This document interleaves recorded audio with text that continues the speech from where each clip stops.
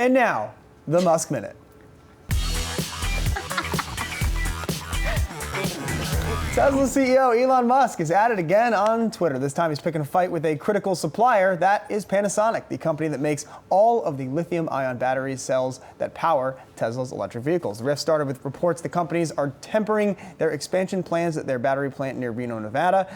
Musk tweeted that Panasonic is to blame by operating at a reduced pace, slowing down production of Tesla's Model 3 sedan. Always nice to see companies that are 100% critical to each other's success. And I should say, Tesla probably needs Panasonic slightly more than Panasonic needs Tesla, Correct. but obviously very closely related companies to see them fighting on Twitter. And this is starting to resemble Apple Qualcomm, which finally just wrapped up. But a key supplier that when people think of the company, they might not often think of the other company, but that is a really key relationship. Also, so where can Tesla go if not to Panasonic? And he risks alienating this key business partner. With someone like Musk, I feel like he would say, hey, we'll make our own, no worries, we don't even need I'll you. sleep under my desk. Yeah, exactly. I'll upgrade you. And the thing is, with him being critical of the timeline, pot calling the kettle black. Like, at this point, are you serious? Musk is the most promising, and he underdelivers on a lot of those timelines himself. So I think it is kind of absurd to be saying, hey, supplier,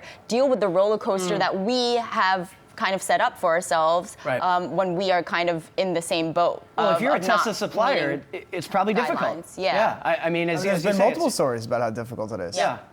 From week Such to week, a whimsical relationship. The projections change. I mean, the tweet that was most recently at issue over, we're going to do 500,000, more like 400,000. It's like. Yeah.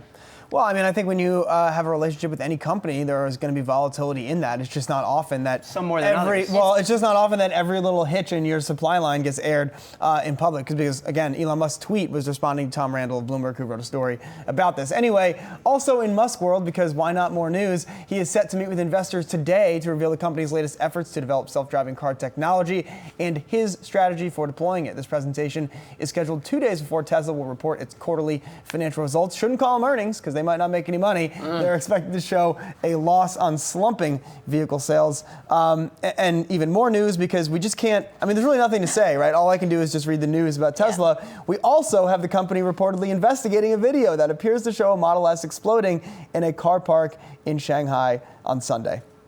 I'm done. Anybody?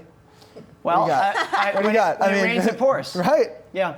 Look, I know it's like the same refrain, and it gets to the point where it feels boring to talk about it, but I still think it's the truth, which is, you could say that all that matters in the end is the product, and those who have the product, which is the car, seem to love it. They are devoted, obsessed, happy Unless as it's clams. on fire. So, well, sure. Well, no, I mean, yes, but it's like, okay, they have to address these individual incidents. Right. But every time we say, they missed production output, they said it was going to be this many, but it's actually this many. Every time we say, Musk is in hot water for a tweet, Musk offended this person, Musk called this person a child, what did he call the cave diver, a pedophile. Well, those who buy Teslas and love them, and they love the company and they love Elon Musk.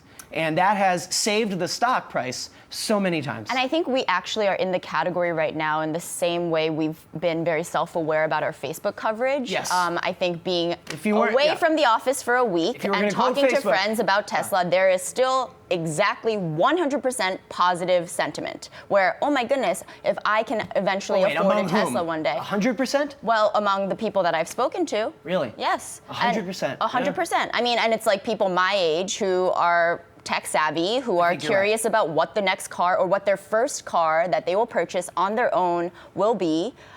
It's going to be an interesting thing to see play out, because I think it's, to your point, I think we do have to cover it every day in the way that we do, but I don't think it's reflective of the public sentiment. I think you're right, actually, and I would say that it's not just people who are thinking of buying a car. I think a lot of people our age, regardless of whether they have interest in buying a Tesla, if you say Elon Musk, they just say, the coolest guy, genius, the coolest CEO.